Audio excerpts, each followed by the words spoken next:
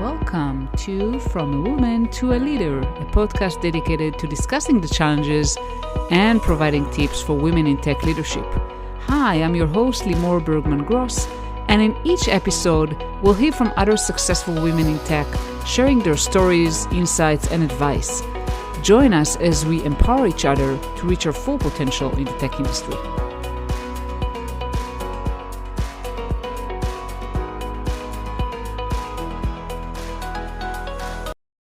Hi, everyone, and welcome to another episode of From a Woman to a Leader. And today we are going to talk about elevating your voice in the tech industry, unleashing authentic leadership. And I have a pleasure to talk with Lauri Smith today. And Lauri is an intuitive public speaking and leadership coach. She helps visionaries on a soul-driven mission to stand in their power, speak their truth, and lead. And Lauri is the CVO, Caring Visionary Officer of Voice Matters, and the author of Your Voice Matters, a guide to speaking soulfully when it counts. Her mission is to call forth more open-hearted leaders so they can do their part to change the world with authenticity, creativity, and courage. Hi, Lauri. Thank you so much for being here today. Thank you for having me. Yeah, and feel free to, you have such an impressive background, so probably I didn't want to kind of say everything, but if there's something I missed, something important, please, by all means, I'll be happy for you to fill any gaps that are important. Yeah, no, I think you got it covered, at least in terms of introduction type things. All right. So Yeah. we're going to talk about today on public speaking, on authentic voice, and soul-driven mission. I'm just excited to hear what it means, But before we do that, can you share your journey and what led you to become an intuitive public speaking and leadership coach? Yes, it's been a lifelong journey to get there. And I think some of the key moments, first, when I was about 7 years old, I got led to acting and theater because my mother found me playing make-believe in the backyard by myself. I had been playing with some friends, and being kids, they got bored and they were like, okay, we're going to the pool. And I wanted to stay there and finish the story. And my mother took me to an acting class. And that's what I call my first spiritual zone.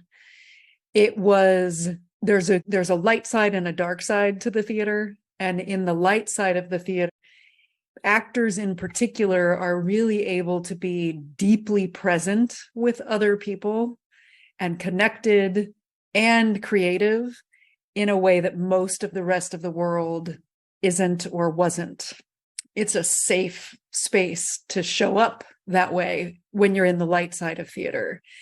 And then about 20 years later, I was working as an executive assistant during the day and doing theater as an actor and a director and a writer at night.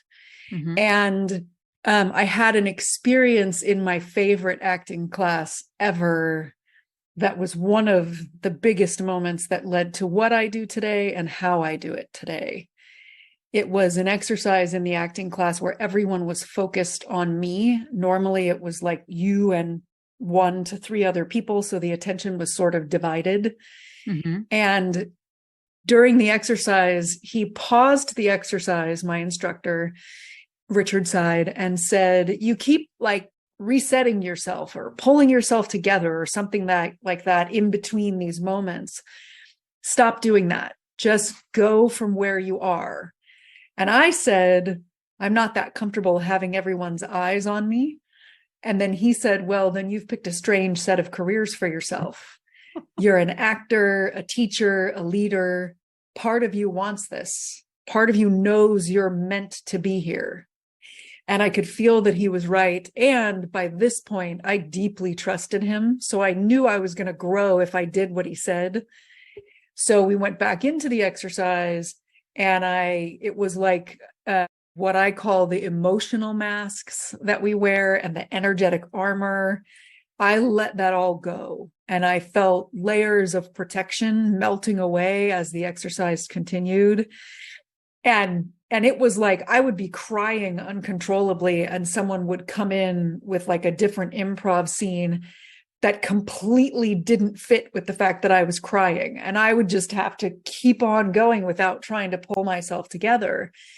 And by the end of that exercise, I looked out at my classmates, and it was like I could see and feel what kind of day each of them was having, what kind of emotional state that they were in. And I now know that was my first moment of oneness that was not during the acting part. Like I had felt like I would have moments of timelessness and being utterly and completely in the moment in my life while I was acting. This was the first time that happened beyond the acting. And there were a couple of other the universe was kind of calling me to go into this. There were some other key moments. And this moment is part of what it really feels like is at the center of how I help people. I help them to be comfortable being seen, to really be present as themselves without the masks, without the energetic armor. And then they unleash their charisma and they become vibrant and alive from head to toe. And they speak in a way that is unique to them. No one else can speak exactly like I can. No one else can speak exactly like you can. And I felt like the universe was kind of guiding me to where I am today. And that is a big one that it's not like he said, you should go be a public speaking coach. And yet that is part of what led me on the path and on the way that I approach public speaking and leadership today. So it sounds like from what you're saying, it's an emotional process. It's not just like, okay, I'll tell you how to speak in front of a crowd, how to be confident, different tactics. It's an emotional process. The way I do it, I think our culture really likes to look for the quick fix, the diet pill. Just tell me how to do it. Tell me what to say. Tell me what to wear. And I don't feel like that really works. I feel like I can tell you how to stand in a confident way. And that might help evoke some confidence.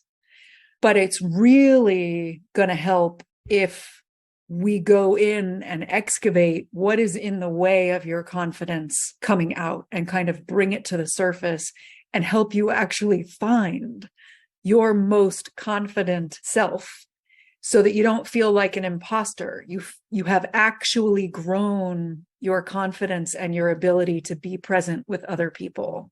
And how do you do that? It sounds like, okay, everyone should be able to do that, right? It's the magic pill we all need.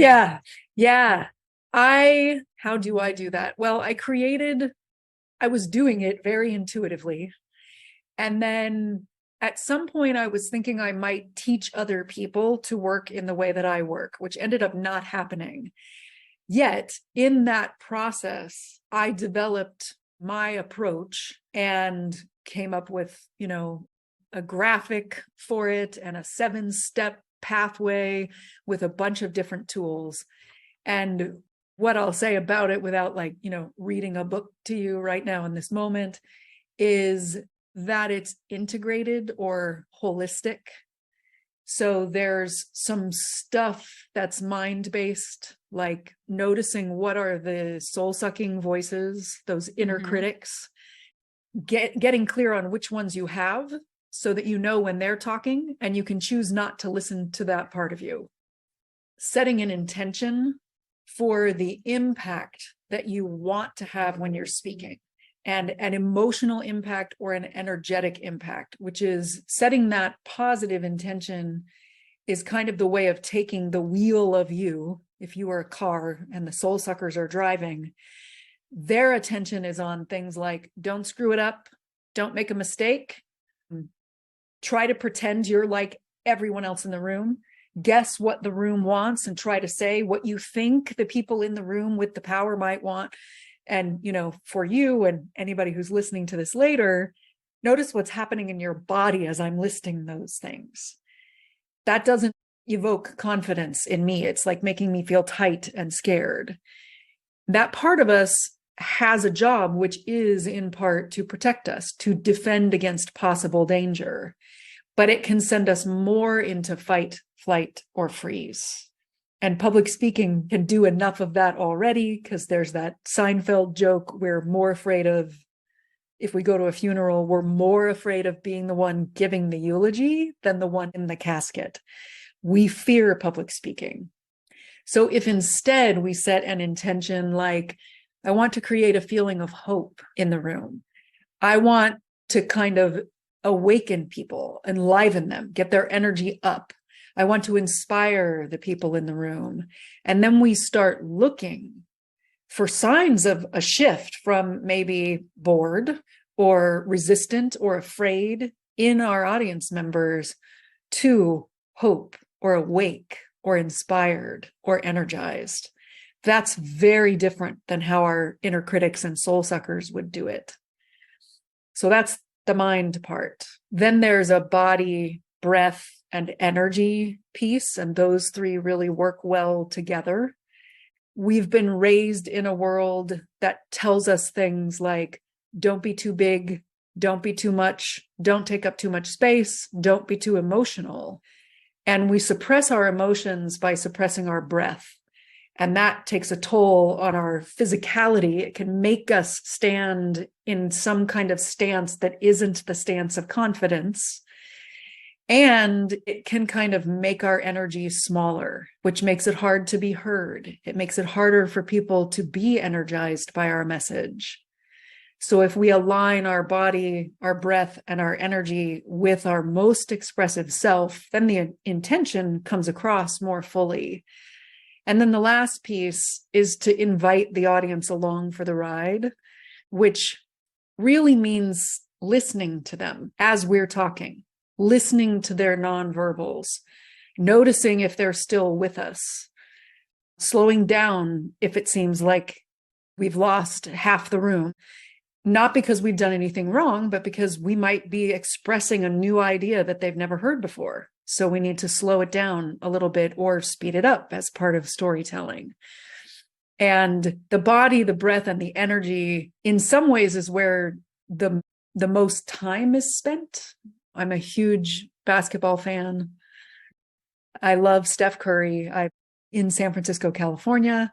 So one of the metaphors that I use is that it's like, in terms of speaking in our voices, we were all born with the speaking version of Steph Curry's three-point shot. And for the people who don't know who he is, he's the best three-point shooter in the world ever.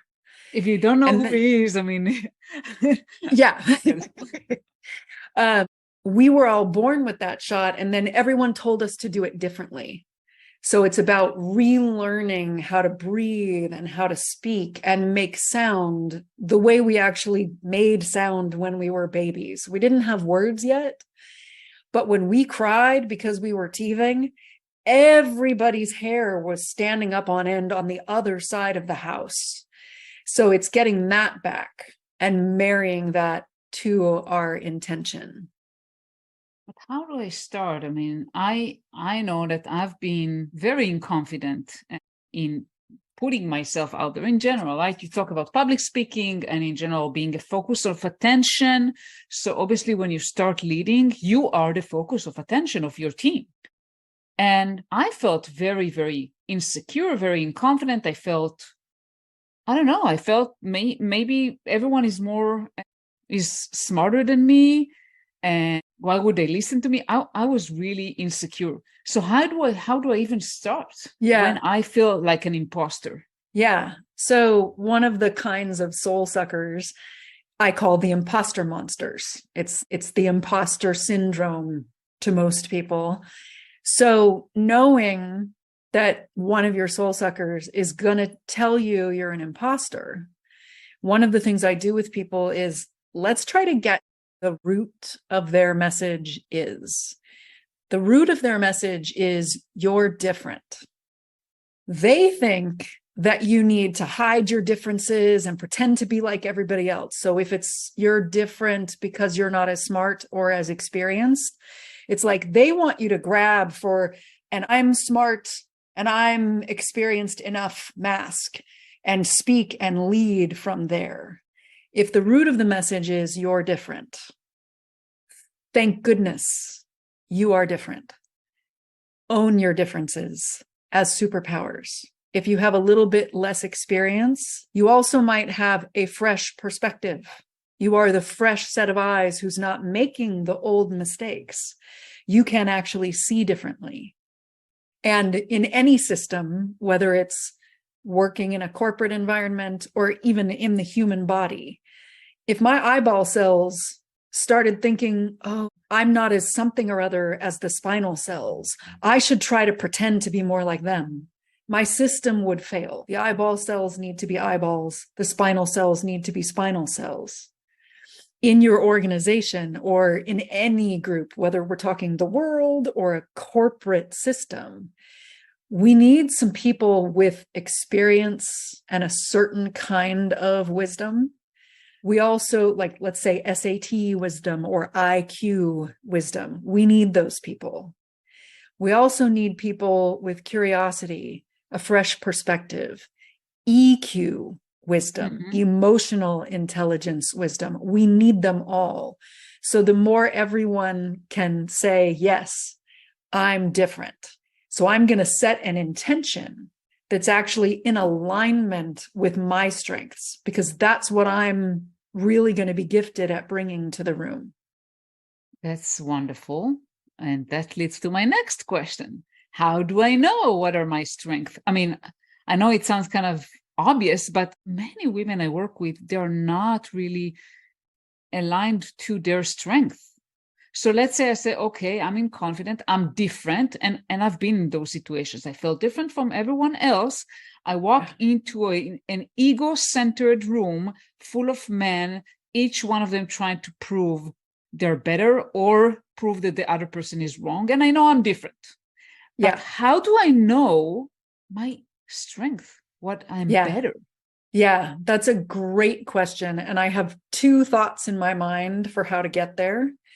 The first one is, it can be so hard in the beginning to even say the word, my strengths, because it's like the world is testing you and the world is valuing other things.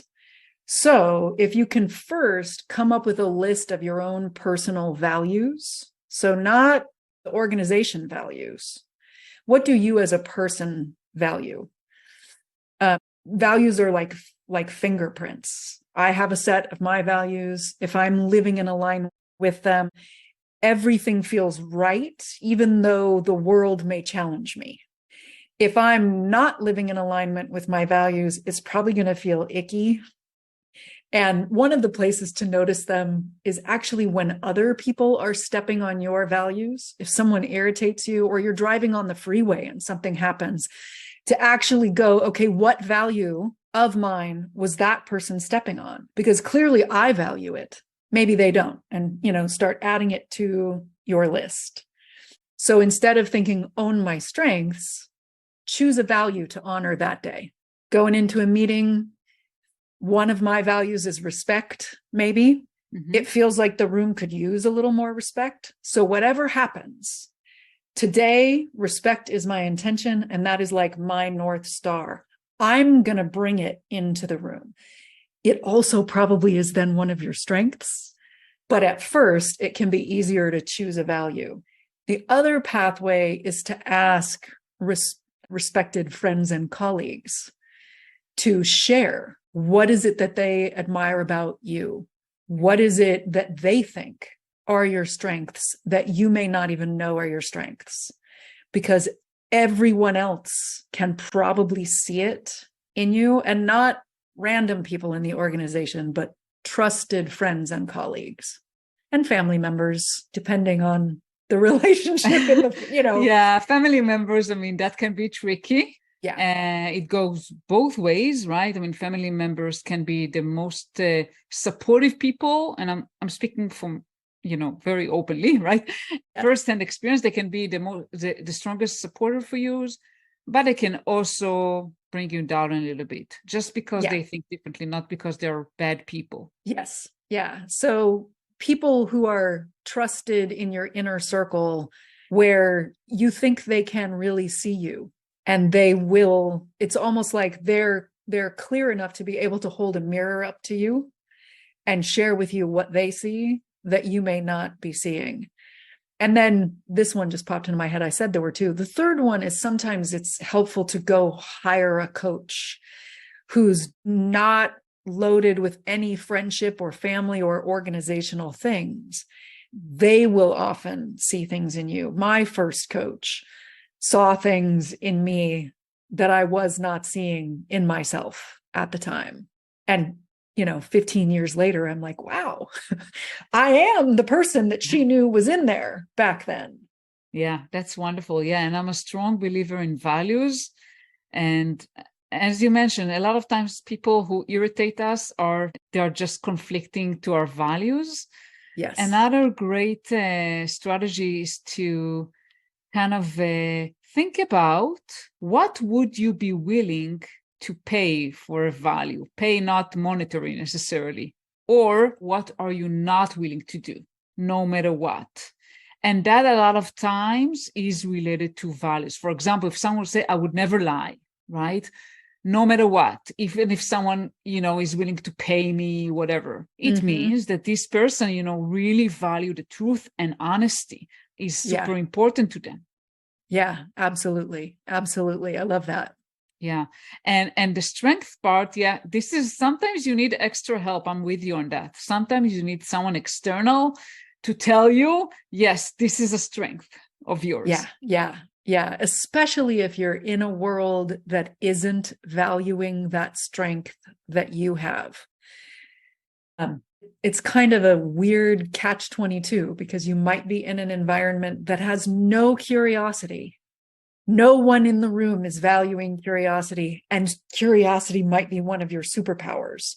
So imagine a meeting with 12 people around one of those boardroom tables, and let's say 4 of the people in the room are taking up all of the airspace, going, I think this is best. I think this is best. And there's maybe 4 other people in the room who are kind of being quiet and not being curious and asking the questions that would help lead to the innovation that group of people needs. So it's kind of a catch-22 because you have to realize curiosity as your superpower in the middle of an environment that doesn't have it. But that's exactly what that environment might need from you in that moment. So how do you get the courage? Because it takes a lot of courage to be different and to start bringing something that no one else have, and it's not the norm, and no one is used to that. How do you get the courage to do that? Yeah, I feel like one of the strongest ways to dial up the courage to make a smooth transition to showing up with courage in that public world is to find small groups that are safe, where you can start to grow your presence and be your uniquely weird, wacky self and be accepted and admired and valued, and like have a room full of people going, yes, yes, that's the real you. From that, your body and your neural pathways shift. It's like you shift into your Steph Curry 3-point shot. You know how to do it in that small, intimate group. And then the leap to doing it out in the public space is easier than if you're trying to grow your courage at home alone, or even growing your courage one-on-one with a coach. It is possible to go from one-on-one with a coach to courage in the world. And I feel like, there's by yourself, there's one-on-one with a coach, there's small group, and then there's the real world. That's kind of like you're growing it without as huge of a leap into the lion's den, so to speak. Yeah, and what I like to kind of say is that you should be scared, but not terrified. So basically, you should be a little bit scared. It should be uncomfortable, but not terrifying. Yes. Yeah, I feel that way about any time we use our voice. It's both a vulnerable and a courageous act. And it's probably going to feel more like you're on a thrilling roller coaster ride than you're sitting on your couch watching television. I love that. there's an energy to like, oh, this is scary. Oh, now it's thrilling because we're on the downhill slope. Yeah. For sure. And I think that to define what is scary and what is terrifying and where is the right kind of proof of concept for you or the safe zone, it's really up to each person to decide.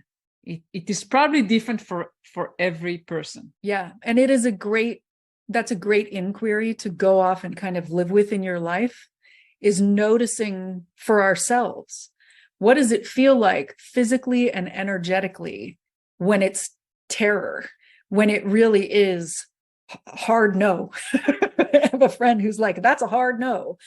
What does it feel like when it's a hard no?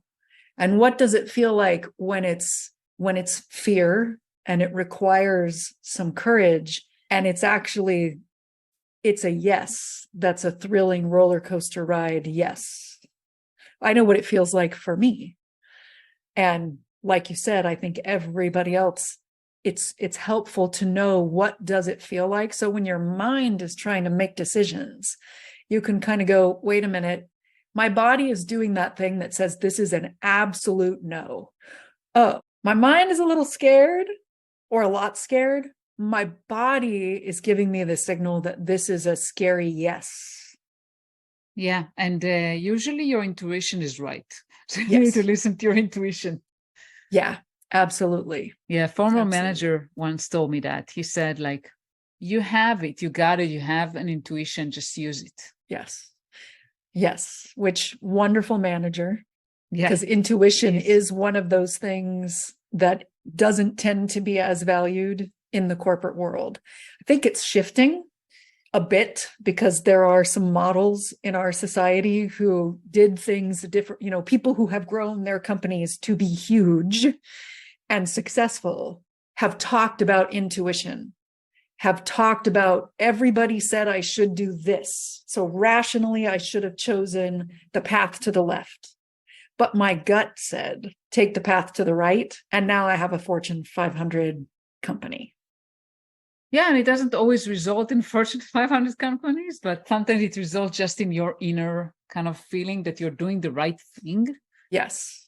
Yeah. Which that's what's most important. The thing about the Fortune 500 companies is that just in the last, I've been in business for 15 years or a little more, there weren't any examples of people talking about intuition. It was all left brain and formulas and who's got an MBA. So now at least there are some major people out there talking about intuition. And then, of course, there's people like us talking about it in podcasts so that the value of intuition is kind of rising from within as well. Absolutely. I'm a huge believer in intuition. I actually had an episode with another guest just talking about intuition, the entire episode. So I really believe it is important to nurture it. Yes. And grow it, because your intuition becomes better as you practice it, like everything. Yeah, it's a muscle. So if you work it, it'll become stronger. It also feels like if we don't listen to that part of us, it stops talking. Just like if I were talking to you, trying to get your attention, and you weren't listening to me, eventually I might stop talking to you. I think our intuition, it can become quiet because it doesn't think we're listening anymore. So when we listen to it and we act on it and we speak things that it's kind of saying, say this now, then it talks to us even more. Yeah, absolutely. And with that, I mean, I can't believe that the time passed so quickly. So with that, I would just want to kind of leave our audience with how they can reach you and what you have going on right now. Yeah, the easiest way to reach me is to go to my website, voice-matters.com. And if you're into socials, you can scroll to the bottom of the page and they're all there. I just can never remember what my handles are. And my baby right now is something called the Speakers Studio. I grew up watching the TV show Inside the Actors Studio, which was all about the studio in New York that was formed in 1947 to give actors a safe space to work on their craft away from the outside world. So no Broadway casting directors, no Hollywood casting directors allowed. It's a private, safe space. And as I looked around for a similar space for sensitive visionaries, ambitious empaths, and loving rebels, I feel like we need that kind of a space. And I didn't find it anywhere. And a space like that, the Sideways Acting Studio in San Francisco, is that space that, gave me my huge being seen and oneness moment. It was really the catalyst for me being who I am today. So I decided to build it, and I named it the Speakers Studio. Sounds wonderful. Thank you so much, Lauri, for being here today. It was a pleasure speaking with you. And I will make sure to put all the links on the show notes. Thank you so much. Wonderful. Thank you for having me. Thank you for listening to another episode of From a Woman to a Leader. This is your host, Limor Bergman-Gross, and I want to encourage you to reach out to me on LinkedIn, Limor Bergman, and let me know. What do you think about the episodes? Feel free also to comment on Apple Podcasts and tell me, what do you want me to talk about? Which guests do you want me to bring? I really appreciate that, and have a wonderful day.